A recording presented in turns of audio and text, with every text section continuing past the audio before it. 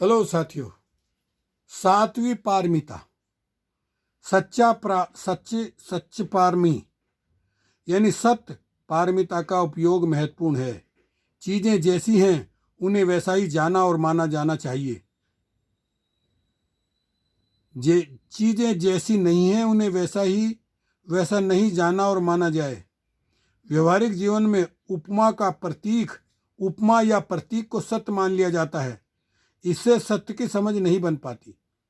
पिता की तस्वीर और वास्तविक पिता में जो सच का अंतर है उसकी समझ हमें होनी चाहिए। पिता की तस्वीर को पिता के रूप में पहचानने से मौलिक ज्ञान यानी यही समझ का विकास नहीं होता है। वस्तु और अवस्तु को उपमा और प्रतीक से मुक्त कर उसके वास्तविक स्वरूप के अनुरूप जानना ही सम्यक समझ है। सही परिणाम सही समझ से ही निकलते हैं। गलत समझ के कारण आशानुकूल नहीं आते हैं। तब हम व्यर्थ की हैरानी का शिकार हो जाते हैं।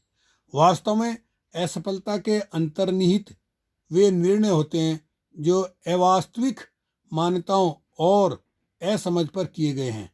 इसलिए बुद्ध कहते हैं सत्य को सत्य और असत्य को असत्य के रूप में माने।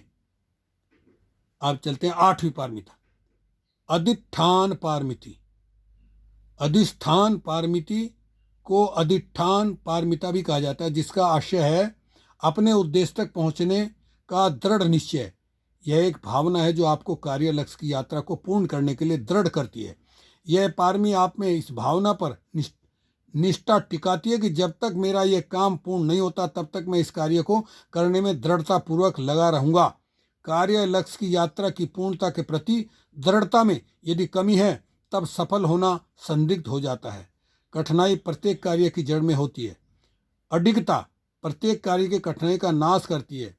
हमारी चेतना में यह आवश्यक बात होनी चाहिए कि असफलता किसी कार्य का वह जरूरी हिस्सा है जो सफलता तक पहुंचने के बीच में पड़ने वाले मील के पत्थरों की भांति आपको मिलती ही है। लेकिन आपकी दृढ़ता कार्य की पूर्णता की वह ऊर्जा है जो कार्य की निश्चित सफलता को गारंटीड करती है।